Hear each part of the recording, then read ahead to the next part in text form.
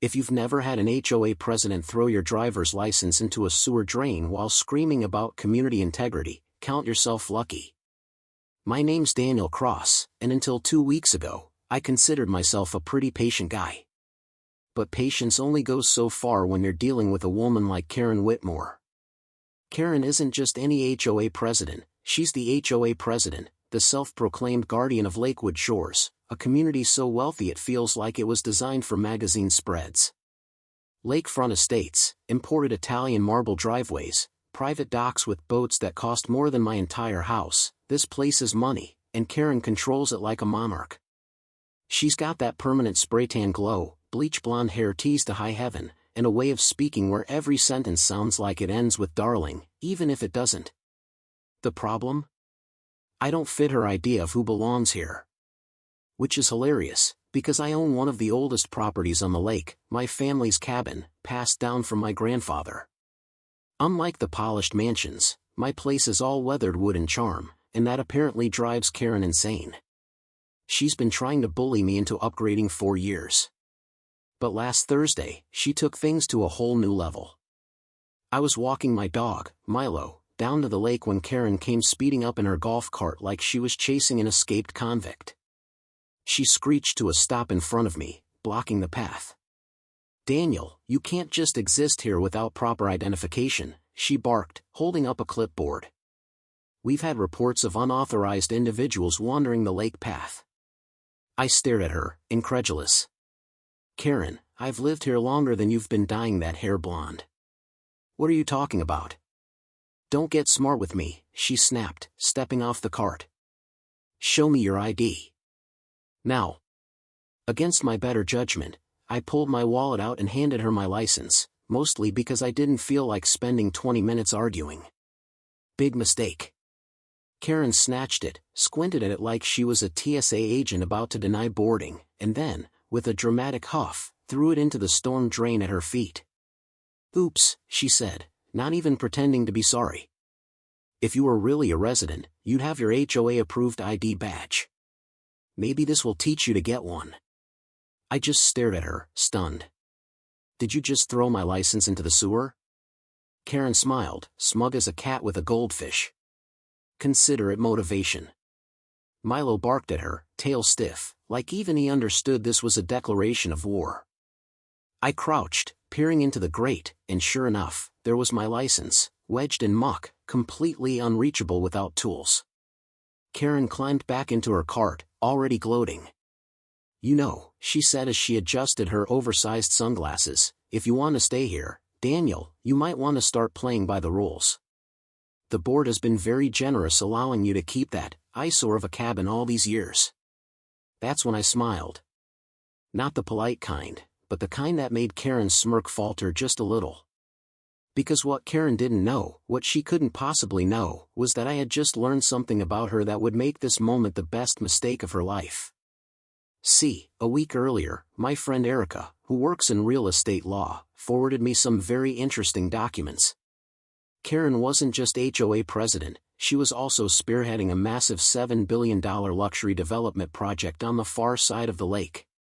The mansion project was supposed to be her crowning achievement, the thing that would cement her reputation in the world of elite real estate.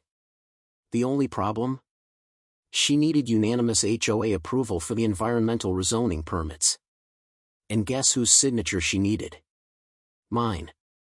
I didn't say anything to Karen as she drove off, humming smugly to herself. I didn't yell. I didn't threaten. Instead, I pulled out my phone and sent a single text to Erica. "Pull the Lakefront rezoning file. Karen just declared war." What Karen didn't know, what she was about to find out, is that you don't throw someone's ID into a sewer drain and expect them to roll over. Not when they hold the one thing that can kill your $7 billion dream with the stroke of a pen. And I was about to do exactly that. Karen didn't waste time after our sewer drain showdown. By the next morning, she was back to her usual theatrics, sending HOA-wide emails about increased security concerns and unregistered individuals accessing lake pathways, which everyone knew was her passive-aggressive way of calling me a squatter on my own land. But while she was busy spinning rumors, I was quietly spinning my own web. The truth was, Karen's big lakefront expansion project wasn't as airtight as she wanted people to believe. She'd been bragging for months about turning the far side of the lake into an ultra-exclusive mansion community, the Pearl of Lakewood, she called it, like it was some kind of royal jewel. 8 sprawling estates, private yacht docks, and even a boutique hotel for curated guests. But there was a catch. The lake is a protected ecosystem, which meant before Karen could bulldoze anything, she needed every HOA homeowner to sign off on an environmental exemption. It wasn't just a formality, it was the only way the project could move forward. And I own one of the last grandfathered lakefront properties that fell under the HOA's environmental jurisdiction. Without my signature, the entire project was dead. I didn't make a move right away. No, I wanted Karen to sweat first. So while she was busy sending out her usual HOA violation notices, I got one that morning for improper dock coloration, whatever that means. I drove into the city to meet Erica at her office. Erica had been waiting for me with a file thick enough to choke a horse. She slid it across the table with a grin. "Here's your ammo," she said. Karen pulled some shady strings on this one. She rushed the environmental reports, claimed the rezoning was unanimously approved months ago, and, get this, she even filed preliminary construction permits early. Illegal as hell. I flipped through the documents, my grin widening with every page. So, she lied to the county? Big time. If this gets out, she's not just losing the project. She's looking at fines, lawsuits, maybe even criminal charges for falsified records. That was all I needed to hear. I leaned back in my chair, imagining Karen's smug little smile evaporating the second she realized I held the one card that could bury her. "Time to teach Karen that some people aren't meant to be pushed around," I said. That evening, as the sun dipped over the lake, Karen made her next move. She showed up at my cabin unannounced, her golf cart parked diagonally across my driveway like a blockade. She didn't even knock, just barged up onto my porch like she owned the place. "Daniel," she said, voice dripping with faux concern, "we really need to talk about your status here. You're making people uncomfortable." I kept my face neutral. "Is that so?" She nodded, adjusting her sunglasses even though the sun was already setting. "You're not being a good neighbor. But I'm willing to overlook certain things, if you sign some routine paperwork for the HOA. Just a formality, of course." She handed me a neatly clipped packet of papers.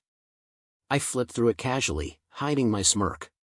Sure enough, buried halfway through was the rezoning signature page. She hadn't even bothered to disguise it well. "Routine paperwork, huh?" I asked. Karen smiled her most fake smile. "Just standard procedure. If we all work together, we can make this community even better. Imagine, brand new lakefront estates, property values through the roof. It's a win for everyone." I closed the packet, deliberately slow, and handed it back. "I'll think about it." Karen's smile tightened, but she nodded like she still believed she had me cornered. "Don't wait too long, Daniel. Opportunities like this don't last forever." As she strutted back to her golf cart, I couldn't help but laugh under my breath. Because what Karen didn't know was that I wasn't just going to refuse to sign. I was going to cancel her entire $7 billion project, with one email. And I already knew exactly how to do it. That night, I stayed up late drafting my counterstrike. Erica had given me everything I needed, proof of Karen's falsified permits, incomplete environmental reports, and a county clerk's email who'd been suspicious of Karen's rush filings for weeks. By the time I hit send, the trap was set. Karen's dream project wasn't just about to stall. It was about to implode, publicly, and spectacularly. The best part? She wouldn't even know it was me until it was far too late.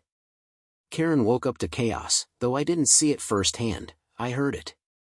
The phone calls started before sunrise. First came Earl, my neighbor from across the lake, who's usually too polite to call before 8. His voice was practically giddy. "Daniel. Did you hear?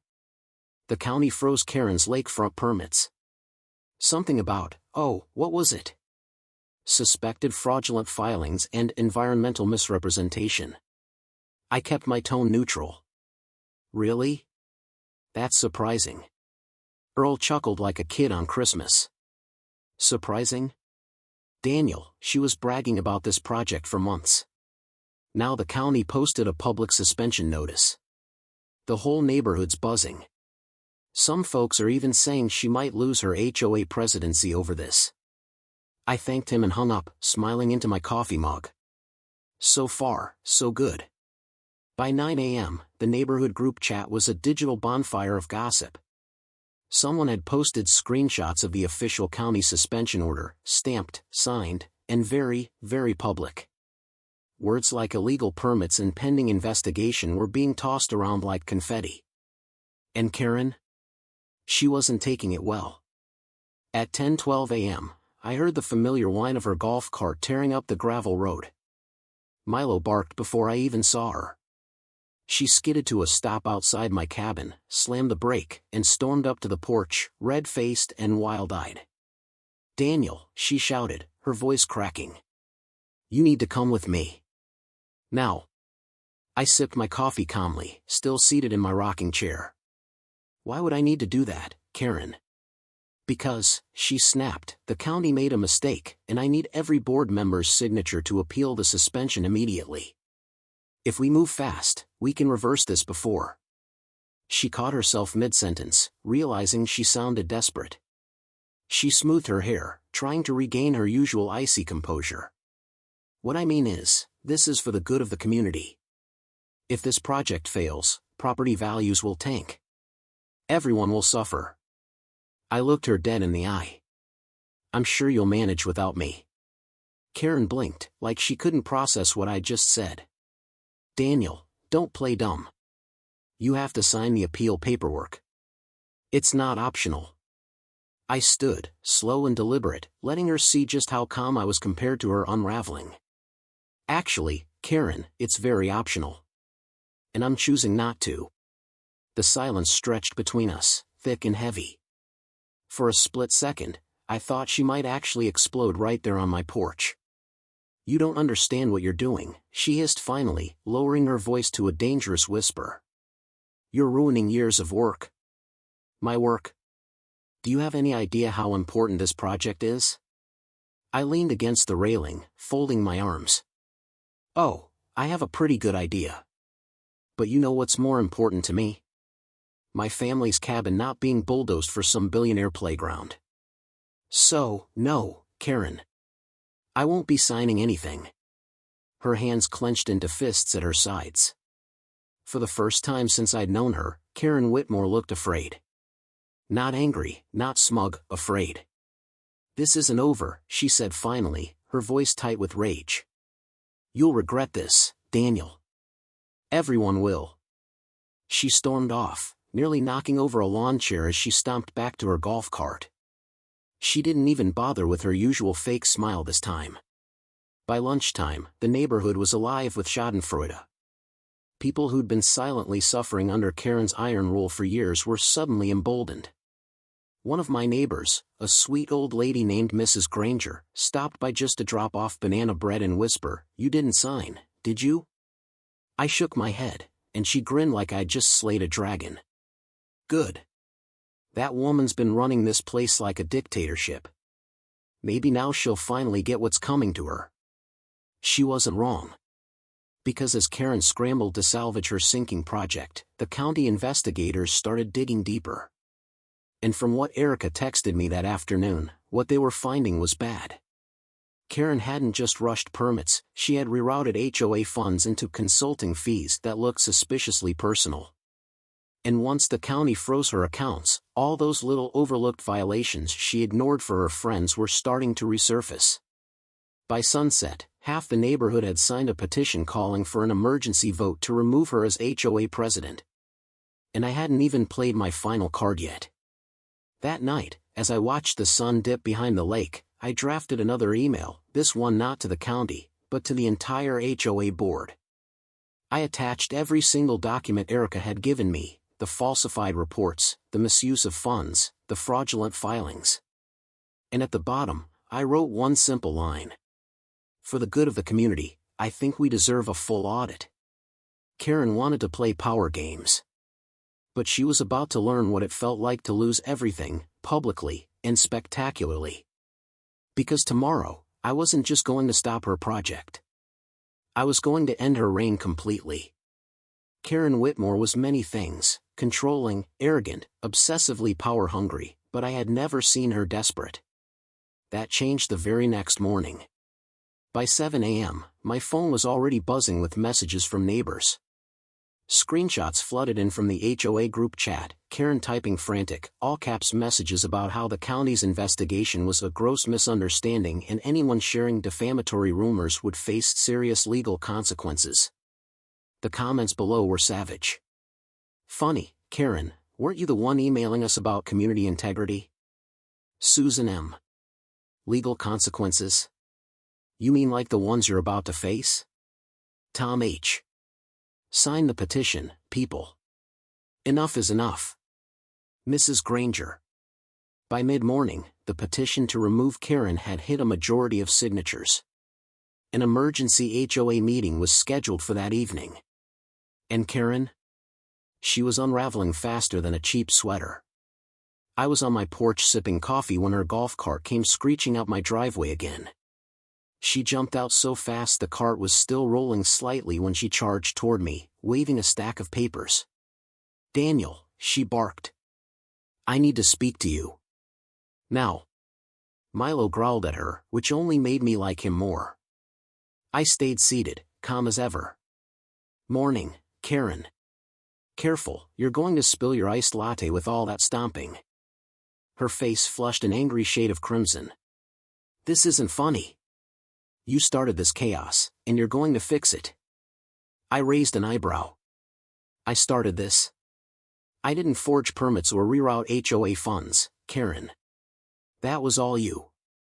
Karen ignored that, shoving the papers toward me. Sign this appeal, Daniel. You're making a mistake by refusing. Once the audit clears me, and you'll regret siding against me. I glanced at the paperwork, pretending to skim it, even though I already knew exactly what it was, the same rezoning appeal I'd refused before. No, I said simply. Karen's voice dropped, sharp and low. Listen to me carefully. You think these neighbors like you now, but wait until they realize what you've done. When this project fails, property values will plummet. Everyone will blame you. I smiled, sipping my coffee. Then I guess they'll just have to blame me. But something tells me they won't. Her jaw clenched. For a moment, I thought she might throw the papers in my face. But instead, she spun on her heel and stormed back to her cart. As she drove away, I couldn't help but notice her hands gripping the wheel so tightly her knuckles turned white. Karen wasn't just angry. Karen was scared. The emergency HOA meeting that evening was the stuff of legend. People packed into the community center, buzzing with anticipation. Normally, these meetings were dull affairs where Karen lectured us about trash can placement, but tonight was different. The moment Karen walked in, she was greeted with cold stares and crossed arms. She tried to open with her usual condescending tone, but the crowd wasn't having it. Karen Whitmore, one of the board members, interrupted. The community has serious concerns about your handling of HOA funds and your conduct regarding the Lakefront expansion project. We've received credible evidence of. Karen slammed her hand on the table, voice cracking. Those documents are fake. Lies spread by people who don't understand the complexities of community management. That only made people angrier. Then why did you claim unanimous approval when Daniel never signed? Someone shouted. Why were HOA funds used for consulting fees to your husband's firm? Another neighbor demanded. Karen stammered, her usual confidence crumbling. It was an accounting error. Completely innocent. The murmurs turned to outright boos. Finally, the head of the board stood. Given the evidence, we're calling for an immediate vote to suspend Karen Whitmore as HOA president pending the audit results. Karen's face went pale. No, you can't do this, she shouted, her voice almost shrill. You need me. None of you are capable of running this community without me. But as hands raised around the room, it was clear, Karen's reign was over. The final tally wasn't even close, 42 votes for suspension, 6 against. Karen's lips trembled as she stared at the sea of raised hands. She grabbed her bag, knocking over her water bottle in the process, and bolted for the door without another word. The room erupted in cheers the moment she left. I thought that would be the end of it. But Karen wasn't done, not yet. At midnight, just as I was drifting off to sleep, Milo started barking. Headlights swept across my cabin walls. I looked out the window and felt my stomach tighten. Karen's Lexus was parked at the edge of my dock. She was standing near the water, clutching something shiny in her hand, a crowbar. And she was walking straight toward my boathouse. The moon hung low over the lake, turning the water silver. Milo's barking grew frantic, claws scratching against the front door as I yanked on my boots. I grabbed my flashlight and stepped onto the porch, heart pounding. There she was, Karen Whitmore, Queen of Lakewood Shores, reduced to creeping across my dock at midnight like a cartoon villain. Her golf cart days were clearly behind her. This was a woman running on pure desperation. The crowbar glinted in her hand under the moonlight as she moved toward my boathouse, muttering to herself. I stayed silent, watching from the shadows of the porch until I heard exactly what I needed. Can't let him ruin everything. No one will believe him if it's gone. Just a little damage, just enough to call it unsafe. That was it. Karen wasn't here for vandalism out of spite. She was here to sabotage my boathouse, probably planning to claim it was dangerous and have it condemned, just like she'd threatened to do with other properties that stood in her way. But Karen didn't realize two important things. 1. The boathouse was rigged with security cameras. 2. I was standing right behind her. I stepped onto the dock, flashlight beams slicing through the darkness. Funny time for a home inspection, Karen, I called out. She froze, spinning around, eyes wide and wild. Daniel, this isn't what it looks like. Really? I tilted my head. Because it looks a lot like attempted destruction of private property. Karen forced a laugh that came out shaky. Don't be ridiculous. I was checking for safety violations. It's my duty as. As what? I interrupted, stepping closer. The former HOA president? The one who got voted out tonight. Karen's composure cracked. This isn't over, Daniel. You think you're clever, but you've ruined this community. Do you know how much property values will drop when the project fails? When investors pull out? I shrugged. You mean when the county audit proves you've been pocketing HOA funds? Yeah, I'm sure that'll sting a bit. Her eyes narrowed, and for a second, I thought she might actually swing the crowbar. Instead, she pointed it at me like an accusation. You've made a powerful enemy, she hissed. You don't know what I'm capable of. Oh, I know, I said, raising my phone, the screen glowing with the live security feed. And so does everyone else now. Her gaze darted to the phone, realization dawning too late. Smile, I said. You're on camera. Multiple angles, actually.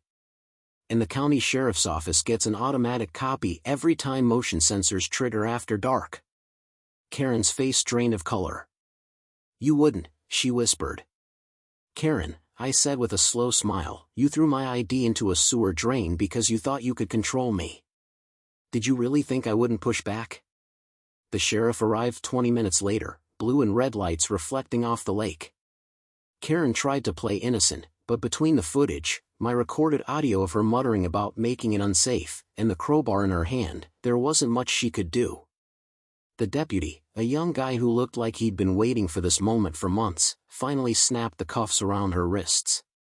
Karen Whitmore, he said, you're being detained on suspicion of trespassing and attempted property damage. Karen sputtered, trying to twist away. You can't arrest me, I'm the HOA president. The deputy gave her a look that could have cut steel. Not anymore, ma'am. And even if you were, the HOA doesn't outrank state law. The neighbors who'd followed the sheriff's car were standing on the road by now, phones out, filming every second. For years, Karen had bullied them with violation notices and threats. Now, she was the one being driven away, red-faced and sputtering, in the back of a police car. The next morning, the HOA board issued an official statement: Karen Whitmore permanently removed as president pending criminal investigation. The county announced that not only was the Lakefront expansion project canceled, but Karen was under investigation for fraud and misappropriation of funds. Her $7 billion dream? Dead before the first shovel hit dirt. And me? I spent that afternoon sitting on my dock with Milo, fishing pole in hand, watching the lake ripple peacefully. For the first time in months, the neighborhood felt quiet. Mrs. Granger wandered down the path with a plate of muffins. "You did it, Daniel," she said with a grin. "Karen's gone." I smiled, casting my line into the water. Karen did it to herself. I just helped her get there faster. As the sun dipped low, I felt something I hadn't in a long time. Peace. And I plan to enjoy every second of it.